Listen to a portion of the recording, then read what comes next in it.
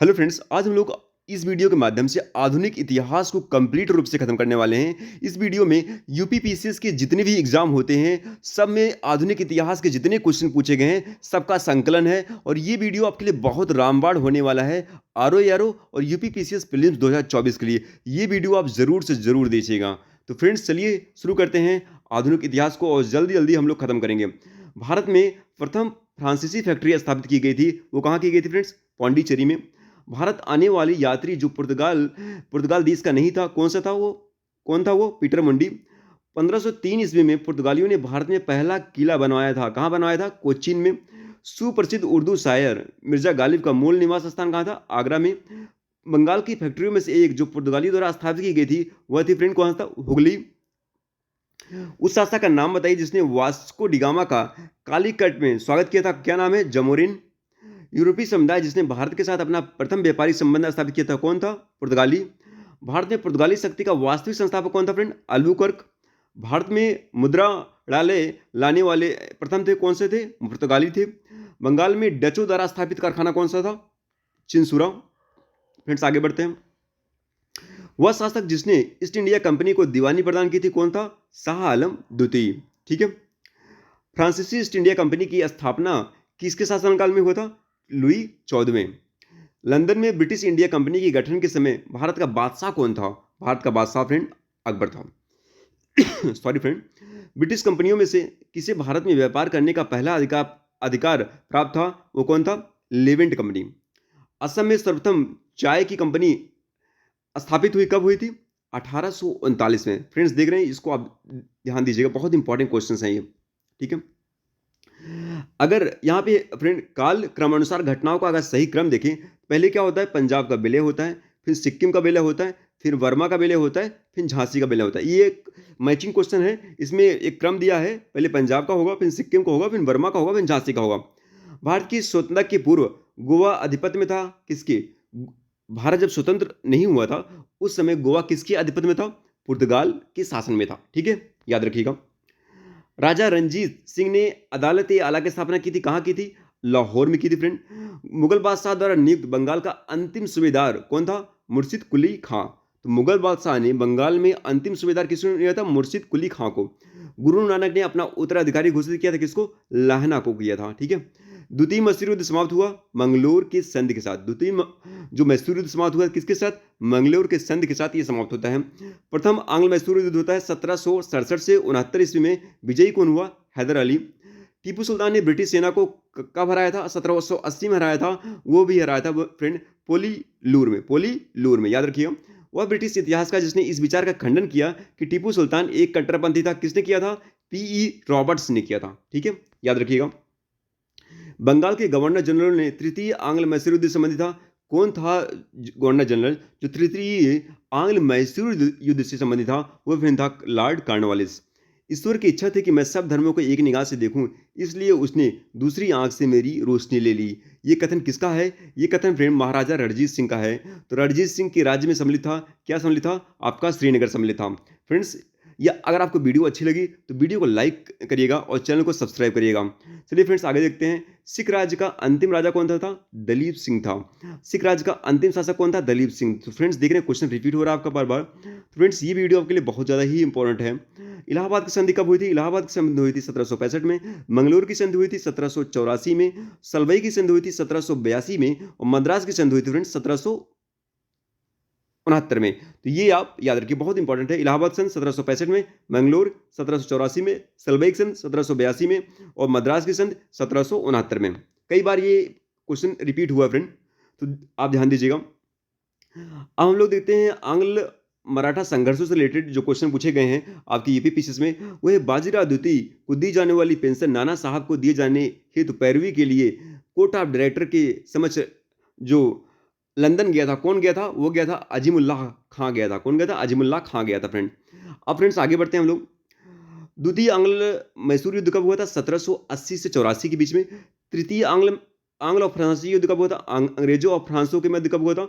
वो 1750 से 54 के बीच हुआ था। द्वितीय आंग्ल मराठा युद्ध कब हुआ था? 1803 से 1805 ईस्वी के बीच में। द्वितीय आंग्ल अफगान युद्ध कब हुआ था? 1878 से 1880 के बीच में हुआ था। बाजीराव पेशवा के दत्तक पुत्र का नाम क्या था? नाना साहब था फ्रेंड, याद रखिएगा। सिराजुद्दौला क्लाइव द्वारा परास्त हुआ था किस युद्ध में? प्लासी के युद्ध में। 19वीं शताब्दी में भारत की ओर से विस्तार कर डॉक्टर एंग्लो अफगान संबंधों का आधार क्या था? वो फ्रेंड था रूस। वह गवर्नर जनरल जिसके कार्यकाल में ईस्ट इंडिया कंपनी को शाह आलम द्वारा बंगाल, बिहार, उड़ीसा दीवानी अधिकार मिला था, वो फ्रेंड था लॉर्ड क्लाइव। राजधानी मुर्शिदाबाद से मुंगेर स्थापित किया था, किसने किया था? मीर कासिम ने। ईस्ट इंडिया कंपनी के बारे में यह टिप्पणी थी कि कंपनी एक असंगति है, परंतु यह उस व्यवस्था का भाग है जहां सब कुछ असंगत है। ये किसने कहा था? जीवी मैकाले ने कहा था। वह स्थान जहां प्लासी युद्ध के बाद मीर जाफर को बंगाल के नवाब की राजगद्दी की दी गई थी, वो कौन था? मुर्शिदाबाद। ठीक है, आगे चलते हैं। महाराजा दिलीप सिंह ने पंजाब को ब्रिटिश साम्राज्य में विलय से संबंधित कागजों पर हस्ताक्षर कब किया था? 29 मार्च 1849 को उसने पंजाब विलय से संबंधित हस्ताक्षर ब्रिटिश सरकार से किया था। विलय का सिद्धांत राज्यों का विलय जब हुआ था, जो यहाँ पे विलय के सिद्धांत के तहत अगर देखा जाए तो वो है फ्रेंड सतारा, बघाट, उदयपुर और झांसी। इसका जो क्रम है आप याद रखिएगा, पहले सतारा का हुआ, फिर बघाट का हुआ, फिर उदयपुर का हुआ, फिर झांसी का हुआ। ठीक है। डलहौजी की पहले की हड़प नीति को लागू कर दिया गया था मांडवी में, कुलाबा में, जालौर में और सूरत में। उत्तर पश्चिमी प्रांत में अवध का एकीकरण हुआ 1877 में। सहायक संधि स्वीकार नहीं की थी किसने? इंदौर के होलकर ने जो है सहायक संधि को स्वीकार नहीं किया था। आगे चलते हैं। अवध के नवाब वाजिद अली शाह को ईस्ट इंडिया कंपनी ने गद्दी से उतार दिया था। कब उतार दिया? कुशासन का आरोप लगाकर 1856 में। लॉर्ड डलहौजी ने कुशासन के आधार पर अवध का विलय कब किया था? 1856 में। रिंग फेंस की नीति इसे नाम जुड़ा था, वारेन हेस्टिंग का नाम जुड़ा था फ्रेंड्स चलिए हम लोग आगे बढ़ते हैं। अगर बात करते हैं फ्रेंड्स ब्रिटिश कालीन राजस्व और न्यायिक सुधारों संबंधी क्या क्वेश्चन पूछे गए थे? वो क्वेश्चन है फ्रेंड, धर्मार्थ बंदोबस्ती अधिनियम पारित किया था 1890 में। कब पारित हुआ? 1890 में। ठीक है। भारतीय सिविल सेवा के लिए एक अलग परीक्षा का प्रावधान किया गया जो भारत में होनी थी, किस एक्ट के माध्यम से? भारत सरकार अधिनियम 1919 के एक्ट के माध्यम से। आगे बढ़ते हैं friend. Code of civil procedure 1859 में लागू हुआ। इंडियन पेनल कोड 1860 में, क्रिमिनल प्रोसीजर कोड 1862 में और पुलिस एक्ट 1861 में। ये याद रखिए क्योंकि इस बार ये पास भी हुआ है बिल, तो ये बड़ा इंपॉर्टेंट है आपका। तो कोड ऑफ सिविल प्रोसीजर 1859 में, इंडियन पेनल कोड 1860 में, क्रिमिनल प्रोसीजर कोड 1862 में, पुलिस एक्ट 1861 में। ठीक है, आगे बढ़ते हैं। 18वीं शताब्दी के उत्तरार्ध में प्रया कंपनी बहादुर की शानो शौकत का स्थानीय प्रतिनिधि कहा जाता था। किसको? दरोगा को। कंपनी बहादुर की शानो शौकत का स्थानीय जो प्रतिनिधि कहा जाता था, किसको कहा जाता था? दरोगा को कहा जाता था। मनुष्य की पहचान हेतु उंगलियों के निशान का दुनिया में प्रथम बार उपयोग भारतवर्ष में किया था। किसने किया था? विलियम हार्शल ने किया था। याद रखिएगा इसको। लॉर्ड मैकाले का संबंध किससे था? लॉर्ड मैकाले का संबंध कानूनों के संग्रह से था। आगे बढ़ते हैं। ब्रिटिश शासन का भारत की अर्थव्यवस्था पर क्या प्रभाव पड़ा, उससे रिलेटेड जो क्वेश्चन पूछे गए हैं उससे रिलेटेड बात करते हैं। भारतीय दुर्भिक्ष संहिता 1883 का निर्माण किस आयोग द्वारा किया गया था? स्ट्रेची आयोग द्वारा किया था। 8वीं शताब्दी के पूर्वार्ध में बंगाल से निर्यात होने वाली सबसे महत्वपूर्ण वस्तुएं कौन सी थी? वो थी सोरा, कच्चा रेशम, चीनी और अफीम। ये चीजें बंगाल से निर्यात होती थी 18वीं सेंचुरी में। 1918 में भारतीय उद्योग आयोग के सदस्य के रूप में किसने अपनी एक रिपोर्ट अलग से प्रस्तुत की? वो थी एम.आर. जयकर ने एक अलग से अपनी रिपोर्ट इंडियन इकोनॉमी से रिलेटेड भेजी थी। 20वीं शताब्दी के आरंभ में भारतीय राष्ट्रीय आंदोलन की गति को अत्यधिक प्रभावित करने वाली सबसे महत्वपूर्ण बाहरी घटना थी, वो था रूस जापान युद्ध 1904-05 में। ये युद्ध के कारण भारतीय राष्ट्रीय आंदोलन को थोड़ी गति मिली फ्रेंड। तो भारत में आधुनिक राष्ट्रीय आंदोलन का विकास में उत्तरदायी कारण नहीं था भारत के राजनीतिक विविधता। कौन सा था? राजनीतिक विविधता। ये उत्तरदायी कारण नहीं था। इंडियन सिविल सर्विस की परीक्षा में उत्तीर्ण होने वाले प्रथम भारतीय कौन थे? सत्येंद्र नाथ टैगोर थे। इन्होंने पहली बार उत्तीर्ण किया था। आगे चलते फ्रेंड। बिहार में 1857 के विद्रोह का प्रमुख संगठनकर्ता कौन था? कुंवर सिंह था। घटनाओं का सही अगर क्रम की बात करते हैं तो पहले दांडी यात्रा 12 मार्च 1930 को, गांधी रिबन 5 फरवरी 1931 को, समुदाय घोषणा की बात करते हैं फ्रेंड, ये आपका 1931 में, ये आपका 1932 में। तो ये फ्रेंड आप याद रखिए क्रम के हिसाब से। 1857 के विद्रोह के बारे में सर्वप्रथम इसे भारत की स्वतंत्रता की पहली जो लड़ाई किसने कहा था? वो कहा था फ्रेंड आपका आपका बीडी सवारकर ने। किसने कहा था? बीडी सवारकर ने। बीडी सवारकर ने। 1 नवंबर 1858 को महारानी विक्टोरिया का घोषणा पत्र इलाहाबाद में पढ़कर किसने सुनाया था? लॉर्ड कैनिंग ने। 1857 में किसने इलाहाबाद को आपातकालीन मुख्यालय बनाया था? किसने बनाया था? लॉर्ड कैनिंग ने। मंगल पांडे विप्लव से जुड़े थे। कौन जुड़ा था? बैरकपुर से। नाना साहब का कमांडर इन चीफ कौन था? तात्या टोपे था। सन 1857 के बरेली विद्रोह का नेता कौन था? खान बहादुर था फ्रेंड। फ्रेंड्स, ऐसे ही अगर आपको वीडियो अच्छी लगी तो वीडियो को लाइक करिएगा और चैनल को सब्सक्राइब करिएगा। इलाहाबाद में 1857 के संग्राम का नेता कौन था? मौलवी लियाकत अली था फ्रेंड। आगे बढ़ते हैं।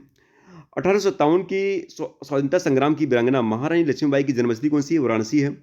अपने पुत्र के स्थान पर दूसरे उत्तराधिकारी को गोद लेने की अधिकार को पुनः स्थापित किया था 1858 की सामग्री की घोषणा थे। 1857 की क्रांति से पूर्व ब्रिटिश और भारतीय सेना का देश में अनुपात क्या था? 1:5 था। 1857 के संग्राम के केंद्रों में सबसे पहले अंग्रेजों ने किसे पुनः अधिकृत किया था? दिल्ली को। असम में 1857 की क्रांति के नेता कौन था? दीवान मनीराम दत्त थे। 1857 के संघर्ष में भाग लेने वाले सिपाहियों की सर्वाधिक संख्या थी अवध से। भारतीय भाषा में 1857 के विप्लव के कारणों पर लिखने वाला प्रथम भारतीय कौन था? सैयद अहमद खां था। 1857 में शिक्षा के क्षेत्र में महत्वपूर्ण घटना घटी थी। कलकत्ता, मद्रास और बम्बई विश्वविद्यालयों की स्थापना 1857 के टाइम हुआ था फ्रेंड। ये 1857 की क्रांति हिंदू मुस्लिम संयंत्र का प्रतिफल था। ये किसने कहा था? जेम्स ऑस्ट्रम ने कहा था। यह सैनिक विद्रोह से बहुत बड़ा था किंतु एक प्रथम स्वतंत्रता संग्राम से बहुत कम। 1857 की घटना के बारे में किसने कहा था? एम एन सेन ने कहा था। 1829 में अंग्रेजों के विरुद्ध खासी जनजाति विद्रोह का नेतृत्व किसने किया था? तिरोत सिंह ने किया था 1829 में। चेरो विद्रोह 1770 से 1771 में। कुकी आंदोलन 1826 से 1849 में। कोल विद्रोह 1831 से 1839 में। और संथाल विद्रोह होता है आपका फ्रेंड 1855 से 56 में। ये आप याद रखिएगा, बहुत बार रिपीट होता है। संथाल विद्रोह 1855-56 में। कोल विद्रोह 1831 से 39 में। कुकी आंदोलन 1826 से 49 में। और चेरो विद्रोह 1770 से 1771 के बीच में। आगे बढ़ते हैं फ्रेंड। मोपला विद्रोह 1921 में हुआ था। कहाँ हुआ था? मालाबार, जो केरल के साइड में। सन्यासी विद्रोह भड़काने वाला स्थल कौन सा था? वो फ्रेंड बंगाल था। मुंडा बगावत का नेता था। कहाँ का था? वो था फ्रेंड बिरसा मुंडा। बिरसा मुंडा का कार्यक्षेत्र क्या था? रांची था। कोलिया विद्रोह लोग संबंधित थे, किस जगह संबंधित थे कोलिया विद्रोह के लोग? छोटा नागपुर से। वेलुथम्पी ने अंग्रेजों के विरुद्ध आंदोलन का नेतृत्व किया था। वेलुथम्पी किए थे केरल से। जियातरंग आंदोलन प्रारंभ हुआ। जियातरंग आंदोलन प्रारंभ हुआ था कहाँ से फ्रेंड? मणिपुर से। जियातरंग आंदोलन कहाँ से? मणिपुर से। सन्यासी विद्रोह भड़का हुआ था कहाँ से फ्रेंड? बंगाल से। तो ऐसे फ्रेंड शॉर्ट की मेथड से हम लोग पूरा हिस्ट्री को एक तरीके से रिवीजन करेंगे। कितने क्वेश्चंस पूछेंगे? ये क्वेश्चन आपके डायरेक्ट एग्जाम में पूछे जा सकते हैं फ्रेंड्स। चलिए देखते हैं। आंदोलन और इसके वर्सेस से रिलेटेड ये मैचिंग क्वेश्चन है। पवना आंदोलन फ्रेंड्स आपका 1873 से 1875 के बीच में हुआ था। 1873 से 1875 में। एका आंदोलन 1922 में। संथाल विद्रोह 1855 से 56 ईस्वी में। और ताना भगत आंदोलन फ्रेंड हुआ था आपका 1914 में। तो आप याद रखिएगा, पवना 1873 से 75 में। 1873 से 85 के बीच में। एका 1922 में। संथाल 1855 से 56 ईस्वी में। और ताना भगत 1914 में। ठीक है, आगे बढ़ते हैं। प्रारंभिक नागरिक और कृषक विद्रोह से संबंधित जो क्वेश्चन पूछे गए हैं वो है, भारत में मजदूर आंदोलन को संगठित करने का श्रेय किसको है? नारायण मेधाजी लोखंडे को। इन्होंने संगठित किया था। संथाल विद्रोह के संदर्भ में दमीन एको का अर्थ क्या है? राजमहल पहाड़ियों के पास की जमीन। राजमहल पहाड़ियों के पास की जमीन को हम जानते हैं। ठीक है, आगे बढ़ते हैं। ये फ्रेंड्स मैचिंग क्वेश्चन है, बहुत इंपॉर्टेंट क्वेश्चन है। रंपा विद्रोह 1879 से 80 है। 1879 से 80 के बीच में हुआ था। पवना किसान विद्रोह हुआ था 1873 से 76 के बीच में। बंगाल नील विद्रोह हुआ था 1859 से 60 के बीच में। जयंतिया विद्रोह हुआ था 1860 से 63 में। जयंतिया जो विद्रोह हुआ था 1860 से 63 में। बंगाल नील विद्रोह हुआ 1859 से 60 में। पवना किसान विद्रोह 1873 से 76 के बीच में। रंपा विद्रोह 1879 से 80 में। तो ऐसे क्वेश्चन बहुत बार पूछे गए फ्रेंड, तो ऐसे क्वेश्चन को आप बार बार थोड़ा सा आप देख लीजिएगा। लखनऊ में स्थापित अखिल भारतीय किसान कांग्रेस के महासचिव के रूप में किसे चुना गया है? एनजी रंगा को चुना गया है। 1814 से 17 की अवधि में जिस क्षेत्र के तालुकदारों ने अंग्रेजी शासन के विरुद्ध विद्रोह किया था, कहाँ किया था? मालवा के क्षेत्र के। ठीक है। गडकरी विद्रोह का केंद्र क्या था? कोल्हापुर। 1924 का बंगाल का जो तारकेश्वर आंदोलन के विरुद्ध था, कौन था? मंदिरों में भ्रष्टाचार। मंदिरों में भ्रष्टाचार हो रहा था, इसके लिए 1924 के बंगाल में एक आंदोलन हुआ था जिसका नाम था फ्रेंड तारकेश्वर आंदोलन। देवबंद आंदोलन यूपी में हुआ था 1866 में। 1866 में ही ये आंदोलन हुआ था, ठीक है। 1921 का मोपला विद्रोह हुआ था, कहाँ हुआ था? मालाबार, केरल में। Mohammed Anglo Oriental College Aligarh की स्थापना कब हुई थी फ्रेंड? 1800 सॉरी फ्रेंड 1875 में। तेभागा आंदोलन कब हुआ था फ्रेंड? तेभागा आंदोलन आपका 1946-47 ईस्वी में। मोपला विद्रोह 1921 ईस्वी में। पवाना किसान विद्रोह 1879 से 80 के बीच में। और बंगाल नील विद्रोह 1859 से 60 के बीच में। तो फ्रेंड ये आप बहुत याद रखिएगा। तेभागा आंदोलन 1946-47 में। मोपला विद्रोह 1921 में। पवना किसान विद्रोह 1879 से 80 के बीच में। बंगाल नील विद्रोह 1859-60 के बीच में, ठीक है। आगे बढ़ते हैं। सामाजिक और धार्मिक सुधार आंदोलन संबंधी क्या क्वेश्चन पूछे गए हैं? यंग बंगाल आंदोलन के प्रवर्तक कौन थे? हेनरी लुई विवियन डेरोजियो थे। 1924 के केरल के त्रिवेंद्रपुर में चला गया आंदोलन कौन सा था? 1924 में हुआ था फ्रेंड बायोकुम सत्याग्रह। इसके बाद भारत धर्म महामंडल, ये सूची है, इसकी मैचिंग बात करते हैं। भारत धर्म महामंडल कहाँ शुरू हुआ था फ्रेंड? ये हरिद्वार में। देव समाज कहाँ स्थापित किया गया था? लाहौर में। सनातन धर्म रक्षणी जो सभा थी कहाँ हुआ था? कलकत्ता में। और राधा स्वामी सत्संग कहाँ हुआ था? ये आगरा में। तो ये आप याद रखिएगा, भारत धर्म महामंडल हरिद्वार में, और देव समाज लाहौर में, सनातन धर्म रक्षणी सभा कलकत्ता में, और राधा स्वामी सत्संग आगरा में। फ्रेंड्स ऐसे क्वेश्चन बहुत बार एग्जाम में आपसे पूछे गए हैं। फ्रेंड्स आगे बढ़ते हैं, और ये क्वेश्चन पूछा गया है, सत्यशोधक समाज के संस्थापक जिनका प्राथमिक जोर था सत्य की खोज पर था, वो कौन थे? ज्योतिबा फुल्ले। हिंदुस्तान समाजवादी प्रजातंत्र संघ के संस्थापक कौन थे? यतीन्द्रनाथ, अजय घोष और फणीश्वरनाथ घोष। तो हिंदुस्तान समाजवादी प्रजातंत्र संघ के संस्थापक कौन थे? यतीन्द्रनाथ, अजय घोष और फणींद्रनाथ घोष। ज्योतिबा फुले संबंधित थी जात विरोधी आंदोलन से। महाराष्ट्र का सुकरात किसे बोलते हैं? महाराष्ट्र सुकरात एमजी रनाडे को बोलते हैं फ्रेंड। शुद्धि आंदोलन का समर्थन किसने किया था? शुद्धि आंदोलन का समर्थन किया था आर्य समाज ने किया था।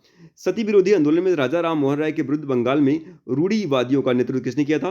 राधाकांत देव ने। ठीक है फ्रेंड, ये क्वेश्चन बहुत ज्यादा इंपॉर्टेंट वीडियो है फ्रेंड। अगर यहाँ से आप अगर इस वीडियो को रिवीजन मार दें टोटल, तो आपकी हिस्ट्री क्वेश्चन लगभग सही हो जाएंगे। फ्रेंड्स अगर चैनल पर नया है तो वीडियो को लाइक करिएगा और चैनल को सब्सक्राइब करिएगा। चलते हैं आगे बढ़ते हैं। वह समाज सुधारक जिसने 1826 में जूरी अधिनियम का घोर विरोध किया था, किसने किया था? राजा राम मोहन राय ने। एशियाटिक सोसाइटी ऑफ बंगाल की स्थापना किसने की थी? विलियम जोस ने किया था। दलित वर्गों का संघ स्थापित किया किसने किया था? भीमराव अंबेडकर ने किया था। महाराष्ट्र में प्रार्थना समाज का मुख्य संचालक कौन था? एमजी रनाडे था। बंगाल बाल विवाह प्रथा को नियंत्रित करने हेतु 1872 के सिविल मैरिज एक्ट से लड़कियों की विवाह की न्यूनतम उम्र क्या थी? 14 वर्ष थी। 14 वर्ष थे फ्रेंड, ठीक है। तो बाल विवाह प्रथा को नियंत्रित करने हुए तो 1872 के सिविल मैरिज एक्ट ने लड़कियों की विवाह की न्यूनतम उम्र क्या थी? 14 वर्ष थी, ठीक है फ्रेंड्स। आगे बढ़ते हैं।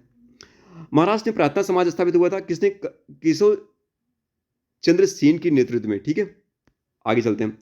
19वीं शताब्दी के दौरान होने वाले वहाबी आंदोलन का मुख्य केंद्र क्या था? वहाबी आंदोलन का मुख्य केंद्र था आपका पटना, ठीक है। इसका केंद्र क्या था? पटना था। शारदा अधिनियम के अंतर्गत लड़कियों और लड़कों के विवाह की न्यूनतम आयु क्या थी? लड़कियों के लिए फ्रेंड 14 वर्ष और लड़कों के लिए क्या था? 18 वर्ष था। सर्वेंट ऑफ इंडिया सोसाइटी के संस्थापक कौन थे? गोपाल कृष्ण गोखले थे। पश्चिम भारत के डीके कारवे का नाम निम्नलिखित में किस संदर्भ में आता है? स्त्री शिक्षा और विधवा पुनर्विवाह से, ठीक है। राधा स्वामी सत्संग के संस्थापक कौन थे? शिवदयाल साहब थे। महाराष्ट्र में विधवा पुनर्विवाह हेतु अभियान का नेतृत्व किसने किया था? वो किया था फ्रेंड परशुराम पंडित ने। विष्णु परशुराम पंडित ने इसका किया था महाराष्ट्र में, याद रखिएगा फ्रेंड। वह बंगाली नेता जिसने सामाजिक धार्मिक सुधारों का विरोध किया और रूढ़िवादिता का समर्थन किया था, कौन था वो? राधाकांत देव ने। यदि भगवान अस्पृश्यता को सहन करते हैं तो मैं उन्हें भगवान नहीं मानूंगा, यह कथन किसका था? बाल गंगाधर तिलक का था। इंग्लैंड में राजा राम मोहन राय की मृत्यु कब हुई? 1833 ईस्वी में। फ्रेंड्स आगे बढ़ते हैं और आधुनिक भारत में शिक्षा और प्रेस से रिलेटेड जो क्वेश्चन पूछेंगे उसको देखते हैं। एशियाटिक सोसाइटी ऑफ बंगाल के संस्थापक कौन थे? सर विलियम जोन्स थे। फोर्ट विलियम कॉलेज कलकत्ता की स्थापना का मुख्य उद्देश्य क्या था? ब्रिटिश अधिकारियों को भारतीय भाषाओं की शिक्षा देना। क्या था? ब्रिटिश अधिकारियों को भारतीय भाषाओं की शिक्षा देना। वर्नाक्युलर प्रेस एक्ट 1878 के विपरीतगामी और असंगत शब्द का क्या अर्थ है? विपरीतगामी और असंगत शब्द का उपयोग किसने किया था? अरस्काइन पेरी ने किया था, ठीक है। तो वन किलोर प्रेस एक्ट जो है 1878 के लिए विपरीतगामी और असंगत शब्द का उपयोग किसने किया था? अर्स्कन अर्स्काइन पेरे ने किया था। ठीक है। भारत की शैक्षणिक नीति में फिल्ट्रेशन सिद्धांत के प्रतिपादक कौन है? मैकाले हैं। एशियाटिक सोसाइटी ऑफ बंगाल के संस्थापक सर विलियम जोन्स हैं। भारतीय विश्वविद्यालय में धार्मिक शिक्षा के लिए प्रबल रूप से वकालत की थी किसने की थी? मदन मोहन मालवीय ने की थी। आगे बढ़ते हैं फ्रेंड्स। हंटर कमीशन की रिपोर्ट में विकास पर किस चीज के विकास पर जोर दिया गया था? प्राथमिक शिक्षा के विकास पर। सेल्डर है, संबंधित है किससे? शिक्षा से संबंधित है। काशी विद्यापीठ के संस्थापक कौन था? बाबू शिव प्रसाद गुप्त थे। भारत में अंग्रेजों ने प्रथम मदरसा स्थापित किया था, कलकत्ता में स्थापित किया था फ्रेंड। 1857 में भारत में विश्वविद्यालय की स्थापना के समय इंग्लैंड के विश्वविद्यालयों को प्रतिमान के रूप में लिया गया था लंदन के। 1857 में जब भारत में विश्वविद्यालय स्थापित किया गया था, किस विश्वविद्यालय? इंग्लैंड के। वो था फ्रेंड लंदन का। डेक्कन एजुकेशन सोसाइटी की स्थापना किससे संबंधित है? बाल गंगाधर तिलक से। हिंदुस्तान का पहला समाचार पत्र उदंत मारदंड प्रकाशित हुआ था 30 मई 1826 को। कहाँ हुआ था फ्रेंड? कोलकाता में। ठीक है, आगे बढ़ते हैं। सर्वप्रथम सेंसरशिप लागू किया था किसने किया था? वेलजली ने। भारत की शैक्षिक नीति में फिल्ट्रेशन थ्योरी के प्रतिपादक कौन थे? मैकाले थे। आगे बढ़ते हैं। 1885 से पूर्व जो राजनीतिक संस्थाएं थी उसको देखते हैं फ्रेंड। तो यहाँ पे भारतीय प्रश्नों पर विवेचना के लिए दादा भाई नौरोजी ने 1866 में लंदन में गठन किया था। क्या था? भारतीय प्रश्नों पर विवेचना के लिए दादा भाई नौरोजी ने 1866 में लंदन में गठन किया था। क्या? East India association. तो ईस्ट इंडिया एसोसिएशन की स्थापना किसने की थी फ्रेंड? दादा भाई नौरोजी ने 1866 में। ठीक है, आप याद रखिएगा। थियोसोफिकल सोसाइटी के अनुयायी भारतीय दर्शन में विश्वास करते थे, सांख्य दर्शन में। ठीक है। बंगाल एस्थेटिक सोसाइटी की स्थापना 1784 में कलकत्ता में की थी। किसने की थी? सर विलियम जोन्स ने की थी। आगे बढ़ते हैं। सुरेंद्र नाथ बनर्जी द्वारा स्थापित उस संगठन का नाम बतलाइए जिसका 1866 में इंडियन नेशनल कांग्रेस में विलय हो गया। वो था Indian national conference. Indian national conference था जिसका इंडियन नेशनल कॉन्फ्रेंस में विलय हो गया। इंडियन नेशनल कांग्रेस में विलय हो गया फ्रेंड। 1885 में स्थापित बंबई प्रेसिडेंसी एसोसिएशन के संस्थापक कौन थे? फिरोज शाह मेहता। फिरोज शाह मेहता फ्रेंड 1885 में बंबई प्रेसिडेंसी एसोसिएशन के संस्थापक थे। सैयद अहमद खान के साथ यूनाइटेड इंडिया पैट्रियोटिक एसोसिएशन का संस्थापक कौन था? वो था फ्रेंड राजा शिव प्रसाद। तो यूनाइटेड इंडियन पैट्रियोटिक एसोसिएशन का संस्थापक राजा शिव प्रसाद और किसके साथ? सैयद अहमद खान के साथ। आगे बढ़ते हैं। अखिल भारतीय महिला संघ सम्मेलन कब हुआ था? 1927 में। अखिल भारतीय डिफरेंस क्लास संगठन कब बना? 1925 में। बॉम्बे सोशल रिफॉर्म एसोसिएशन कब हुआ था? बॉम्बे सोशल रिफॉर्म 1903 में। और the Indian national social conference 1887 में। फ्रेंड्स, ये बहुत ज़्यादा इंपॉर्टेंट है, इसको फिर से देखते हैं। The Indian national social conference 1887 में। The Bombay social reform association Bombay social reform 1903 में। अखिल भारतीय डिफरेंस क्लास संगठन 1925 में। अखिल भारतीय महिला संघ सम्मेलन 1927 में। आप याद रखिएगा। भारतीय राष्ट्रीय कांग्रेस की स्थापना, कार्यप्रणाली और महत्वपूर्ण अधिवेशन से रिलेटेड जो क्वेश्चन है उसको देखेंगे हम लोग यहाँ पे। कभी भी भारतीय राष्ट्रीय कांग्रेस के किसी भी अधिवेशन में अध्यक्षता किसने भारतीय राष्ट्रीय कांग्रेस के अधिवेशन की अध्यक्षता नहीं की? उनका नाम याद रखिएगा, बाल गंगाधर तिलक। ठीक है। भारतीय राष्ट्रीय कांग्रेस के अधिवेशन के लिए छुट्टियों का मनोरंजन अभिव्यक्ति का प्रयोग किसने किया था? लोकमान्य तिलक ने। भारतीय राष्ट्रीय कांग्रेस के प्रथम मुस्लिम अध्यक्ष कौन थे? बदरुद्दीन तैयब जी। कांग्रेस का अत्यधिक अल्पसंख्यक लोगों का प्रतिनिधित्व करने वाला कहकर उपहास किसने किया था? वो किया था लॉर्ड डॉफ्रिन ने। भारतीय राष्ट्रीय कांग्रेस की प्रथम महिला अध्यक्ष कौन थी? एनी बेसेंट ने की थी। दिसंबर 1885 में इंडियन नेशनल कांग्रेस का सर्वप्रथम अधिवेशन कहाँ आयोजित हुआ था? वो थे बंबई में। आगे चलते हैं। इंडियन नेशनल कांग्रेस की प्रथम महिला अध्यक्ष कौन है? प्रथम भारतीय महिला अध्यक्ष फ्रेंड सरोजिनी नायडू हैं। लगातार 6 वर्षों तक भारतीय राष्ट्रीय कांग्रेस के प्रेसिडेंट रहे हैं। कौन रहे हैं? अब्दुल कलाम आज़ाद। कांग्रेस को सूक्ष्मदर्शी अल्पसंख्यक जनता का प्रतिनिधित्व बताते हुए उसका मजाक किसने उड़ाया था? लॉर्ड डॉफ्रिन ने। भारतीय राष्ट्रीय कांग्रेस का 1885 महासचिव ए.ओ. हुम को। कांग्रेस के मंच से भारतीय राष्ट्रीय कांग्रेस किस अधिवेशन में प्रथम बार स्वराज शब्द का प्रयोग हुआ था? कलकत्ता अधिवेशन 1906 में। ठीक है। भारतीय राष्ट्रीय कांग्रेस का अंतिम अधिवेशन जिसमें बाल गंगाधर तिलक ने भाग लिया था वो था फ्रेंड अमृतसर अधिवेशन 1919 में। तो अमृतसर अधिवेशन 1919 में बाल गंगाधर तिलक ने भाग लिया था। इनकी मृत्यु फ्रेंड 1 अगस्त 1920 को असहयोग आंदोलन जिस दिन शुरू हुआ था उसी दिन हुआ था। तो ये आप याद रखिएगा, उसके एक दिन पहले हुआ था। तो फ्रेंड्स चलते हैं आगे बढ़ते हैं। भारतीय राष्ट्रीय कांग्रेस के किस अधिवेशन में महात्मा गांधी ने कहा था गांधी मर सकता है पर गांधीवाद हमेशा नहीं, हमेशा बना रहेगा। वो फ्रेंड था कराची अधिवेशन 1931। भारतीय राष्ट्रीय कांग्रेस ने अपने किस अधिवेशन में भारत सरकार अधिनियम 1935 को अस्वीकार किया था? वो फ्रेंड था लखनऊ अधिवेशन 1936 में। कांग्रेस गिरने के लिए लड़खड़ा रही है और भारत में रहते हुए मेरी एक विशेष महत्वाकांक्षा है, इसे शांतिपूर्ण अवसानना में इसकी सहायता करूं। ये कथन किसका था? लॉर्ड कर्जन का था। भारतीय राष्ट्रीय कांग्रेस के हरिपुरा अधिवेशन की अध्यक्षता किसने की थी? एससी बोस यानी सुभाष चंद्र बोस ने की थी। 1938 के हरिपुरा कांग्रेस के अधिवेशन में सुभाष चंद्र बोस को अध्यक्ष के रूप में नामित किया था। किसने किया था? डॉक्टर राजेंद्र प्रसाद ने किया था। भारतीय राष्ट्रीय कांग्रेस का प्रथम निर्वाचित यूरोपीय अध्यक्ष कौन था? जॉर्ज यूले था। भारतीय राष्ट्रीय कांग्रेस का प्रथम सर्वप्रथम मुस्लिम अध्यक्ष कौन था? बदरुद्दीन तैयब जी थे। फ्रेंड्स आगे बढ़ते हैं हम लोग। फ्रेंड्स यहाँ पे आगे बढ़ते हैं। Excuse me friends, excuse me, बस आगे बढ़ते हैं हम लोग यहाँ पे। भारतीय राष्ट्रीय कांग्रेस सन 1905 में बनारस अधिवेशन का अध्यक्षता किसने की थी? गोपाल कृष्ण गोखले ने। भारतीय राष्ट्रीय कांग्रेस का एकमात्र अधिवेशन जिसे महात्मा गांधी द्वारा संबोधित किया था, जिसमें अध्यक्षता की थी महात्मा गांधी ने, वो कौन था? बेलगांव 1924 में। भारतीय राष्ट्रीय कांग्रेस 1946 में मेरठ में आयोजित अधिवेशन की अध्यक्षता किसने की थी? जेबी कृपलानी ने। मदन मोहन मालवीय भारतीय राष्ट्रीय कांग्रेस की अध्यक्षता कितनी बार की थी? 2 बार, 1909 में और 1918 में। ठीक है, याद रखिएगा। ये कांग्रेस के अध्यक्ष हैं और उसके अधिवेशन की बात करते हैं। वो है friend doctor A M Ansari. Doctor A M Ansari, इनकी स्थल कौन से है? मद्रास में। पुरुषोत्तम दास टंडन नासिक में। और सरोजिनी नायडू ने कहाँ की थी? कानपुर में किया था। सुभाष चंद्र बोस ने कहाँ किया था? हरिपुरा में। तो सुभाष चंद्र बोस हरिपुरा में, सरोजिनी नायडू कानपुर में, पुरुषोत्तम दास टंडन नासिक के, और डॉक्टर ए एम अंसारी, और ये कहाँ से थे? मद्रास से। आगे बढ़ते हैं फ्रेंड। भारतीय राष्ट्रीय कांग्रेस का उदारवादी चरण बात करते हैं फ्रेंड। 1885 से 1905। कभी भी भारतीय राष्ट्रीय कांग्रेस किसी भी अधिवेशन में कभी भी भारतीय राष्ट्रीय कांग्रेस के किसी भी अधिवेशन में अध्यक्षता नहीं की थी बाल गंगाधर तिलक ने। किसने नहीं की थी? बाल गंगाधर तिलक ने। लॉर्ड कर्जन ने प्रांतीय सीमाओं को पुनर्गठित करने का निर्णय लिया और पूर्वी बंगाल और आसाम नामक एक नया प्रांत बनाया। यह कथन सत्य है। असैनिक प्रशासन 1905 के संदर्भ में। महाराष्ट्र में गणपति पर्व का श्री गणेश किसने किया था? बाल गंगाधर तिलक ने किया था। किसने भारतीय राष्ट्रीय कांग्रेस पर प्रार्थना, याचना और विरोध की राजनीति करने का आरोप लगाया था? किसने किया था? फ्रेंड बाल गंगाधर तिलक ने किया था। आगे बढ़ते हैं फ्रेंड। स्वराज शब्द का सर्वप्रथम प्रयोग किया था बाल गंगाधर तिलक ने किया था। गोपाल कृष्ण गोखले ने भारत सेवक मंडल यानी सर्वेंट सोसाइटी ऑफ इंडिया की स्थापना की थी 1905 में।